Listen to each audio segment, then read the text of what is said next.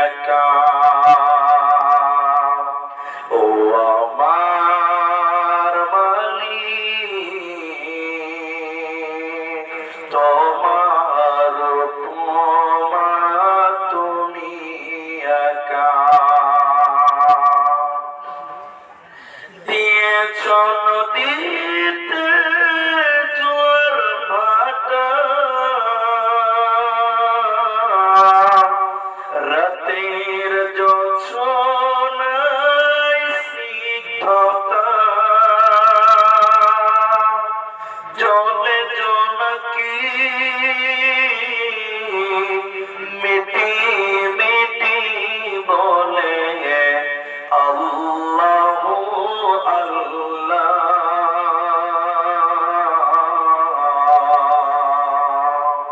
ও আমার মালিক,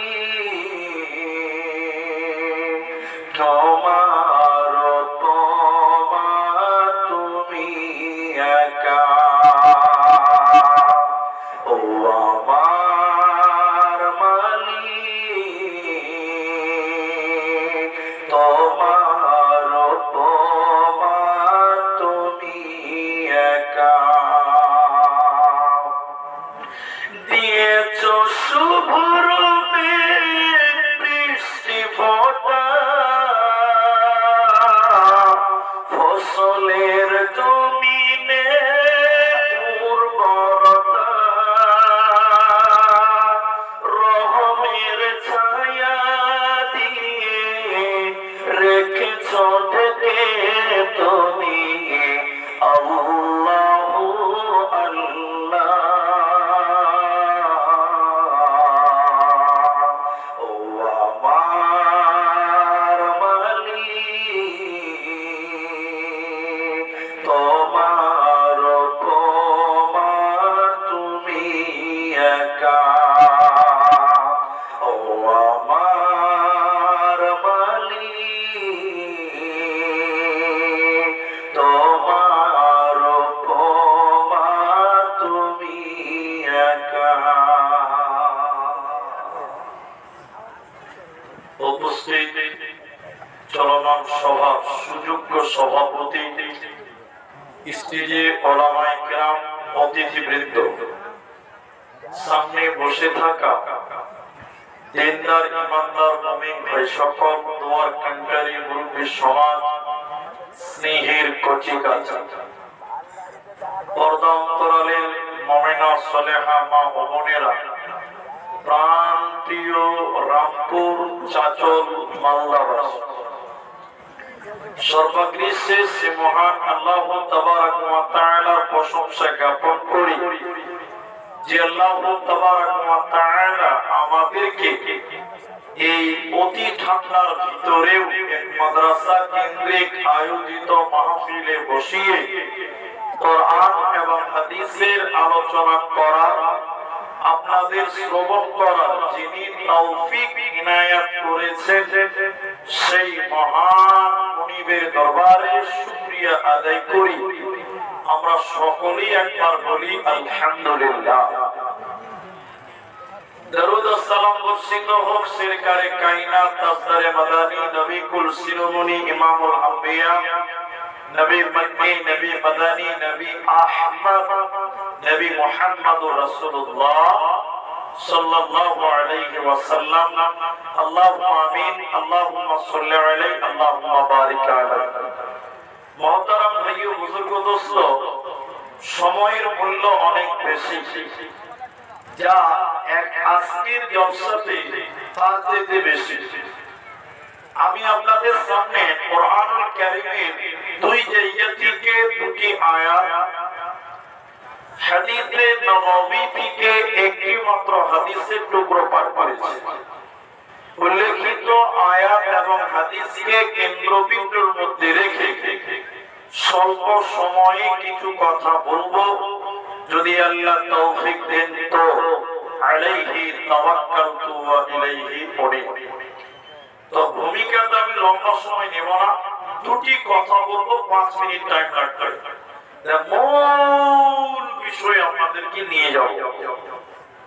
আজকে জালসাতে পুরুষদের চাইতে নারীদের সংখ্যাটা বেশি। এখন পর্যন্ত মামুদের সংখ্যাটাই বেশি।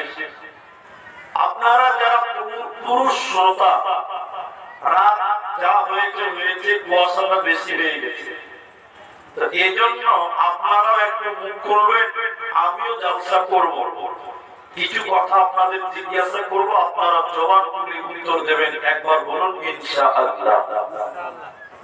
ইনশাআল্লাহ বলুন। জি, আপনি বুঝার চেষ্টা করবেন, তাহলে বুঝতে পারবেন, আর আমি বুঝাবার চেষ্টা করব, তাহলে আমি সক্ষম হব।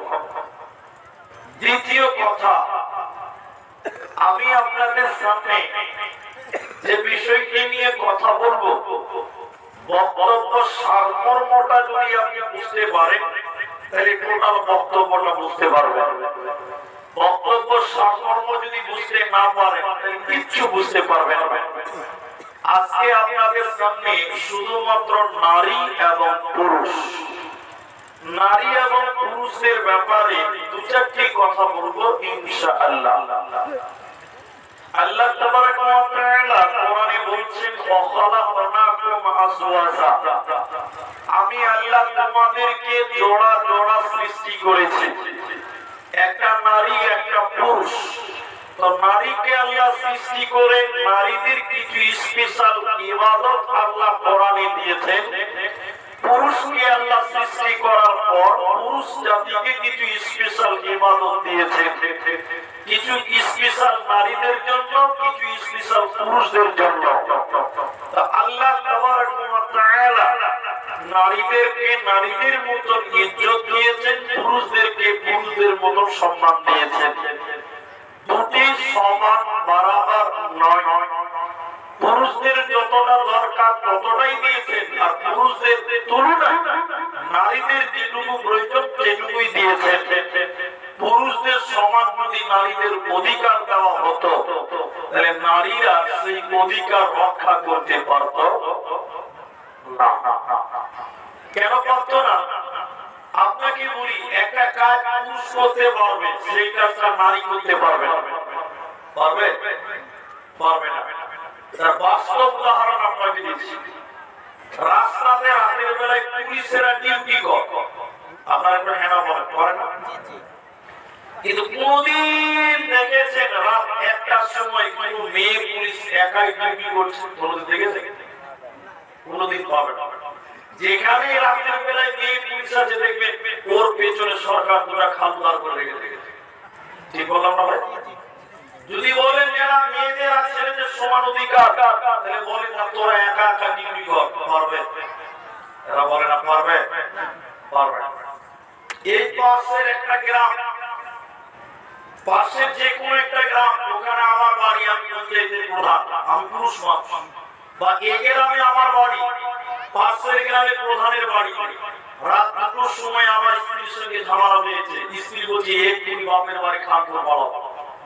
আমি গেটটা লাগিয়ে 2 কিলোমিটার দূর প্রধানের বাড়ি গেছি। চাচা তাড়াতাড়ি চলে, রাতারাতি বিচার করতে হবে, বৌমা খুব পাগলামি করছে। চাচা পুরুষ ছিল, পঞ্চায়েতের প্রধান, সাইকেল নিয়ে বসে চ দেখি কি হলো তো ঝামেলা। আপনারা মুখ খুলে বলেন, পঞ্চায়েতের প্রধান যদি মেয়ে মানুষ হতো, রাত 2টোর সময় একলা একলাই আমার সঙ্গে আসতে পারত? এটা বলুন, পারত? পারত না। নারী পুরুষের সমান অধিকার, এই কথাটা বলা যাবে না। তবে নারীদের যেটুকু দেওয়া দরকার আল্লাহ সেটুকুই তাদের দিয়েছে। কখনো নারীর ইজ্জত বৃদ্ধি করেছেন, কখনো পুরুষের ইজ্জত বৃদ্ধি করেছেন।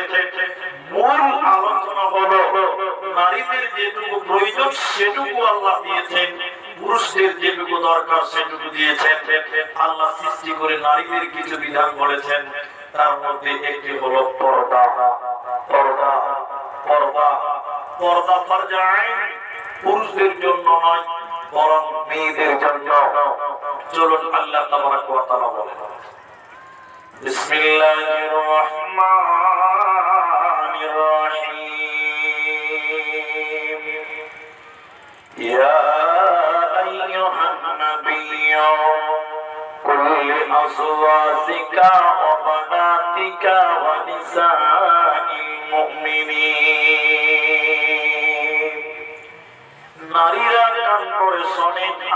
বলেন নবী হে তুমি বলো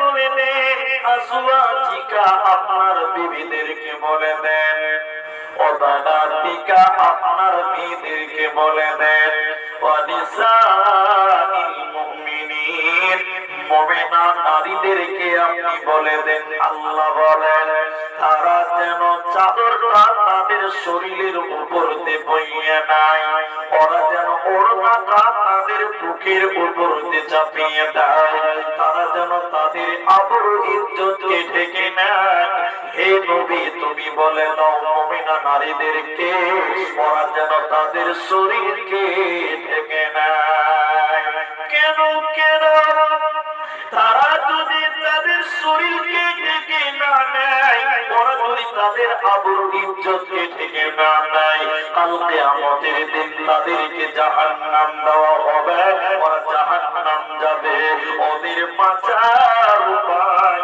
হবে না মিলবে না হাদিসের ভিতরে মুসলিম শরীফের ভিতরে নবী বললেন শোনো দুই শ্রেণী মানুষকে কিয়ামতের দিন জাহান্নাম দেওয়া হবে আমি বিশ্ব নবী তাদেরকে দেখিনি দুই শ্রেণী মানুষকে কিয়ামতের দিন জাহান্নাম দেওয়া হবে আমি আল্লাহর নবী তাদেরকে দেখি নাই তারা কারা ওই দুই শ্রেণীর ভিতরে এক প্রকার নবী বললেন মহিলা নিসাউন কাসিয়াতুন আরিয়াতুন মুমিলাতুন মাহিলাতুন এক প্রকার মহিলা এক শ্রেণীর নারীকে আল্লাহ জাহান্নাম দিবে বিশ্ব নবী বলেন আমি তাদেরকে দেখিনি তারা কারা নবী বললেন তারা কাপড় পিনবে এরপরও তারা উলঙ্গ আমি বলছি তারা কাপড় পিনবে তারা উলঙ্গ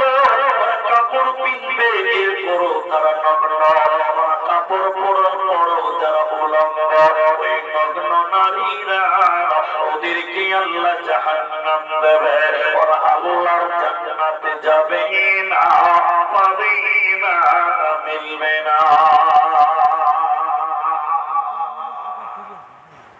আয়াতকে এবং হাদিসকে অ্যাপ্রোচ করে আল্লাহ বললেন হে নবী তুমি বলে দাও মুমিনা নারীদেরকে আপনার স্ত্রীদেরকে আপনার মেয়েদেরকে তারা যেন চাদর ওড়না তাদের শরীরকে ঢেকে নেয় আর নবী বলেন দুই শ্রেণী মানুষকে জাহান্নাম দেওয়া হবে তার ভিতরে এক শ্রেণী হলো মহিলা তারা কেমন নবী বললেন তারা কাপড় পিনবে সায়া পরবে ব্লাউজ পরবে এরপরও তারা উলঙ্গ এরপরও তারা বিবস্ত্র এরপরও তারা নগ্ন আর জান্নাত তো দূরের কথা ওদেরকে জান্নাতের ঘ্রাণ আল্লাহ দেবে না দেখো রামপুর এলাকা চাতুর থানার মানুষ আপনারা কতটা বুঝতে পারবেন কোন মেয়ে যদি কাপড় পরার পরে তার পিঠ পেট দেখতে পাওয়া যায়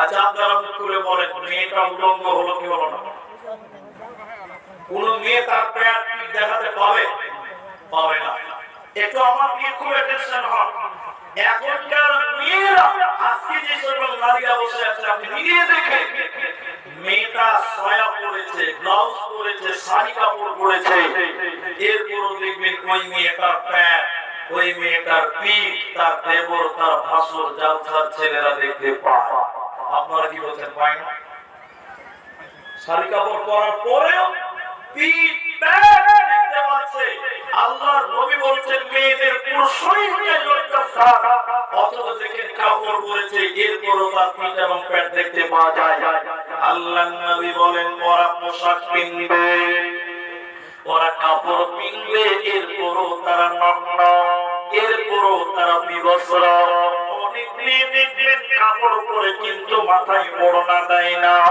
মাথায় চুল থাকে না মাথা উদম করে রাখে খুলে মেলে রাখে আল্লাহর নবী বলেন শোনো কাপড় পরার পরেও বিবস্ত্র হবে কাপড় পরার পরেও পিঠ এবং পেট দেখতে পাওয়া যাবে যে নারীরা কাপড় পরার পরও মাথার চুল দেখতে পাওয়া যায় ওই মেয়েদেরকে আল্লাহ জাহান্নাম দেবে ওই মেয়েরা জান্নাত তো দূরে দূরের কথা, জান্নাতের খানো আল্লাহ দিবে না, পাবে না, পাবে না। এজন্য নারী কুল আল্লাহ বলেন তোমরা তোমাদের শরীরকে চাদর দিয়ে ঢেকে নাও, ওড়না দিয়ে ঢেকে নাও, তোমাদের শরীরকে যেন কোন পরপুরুষ দেখতে না পায়।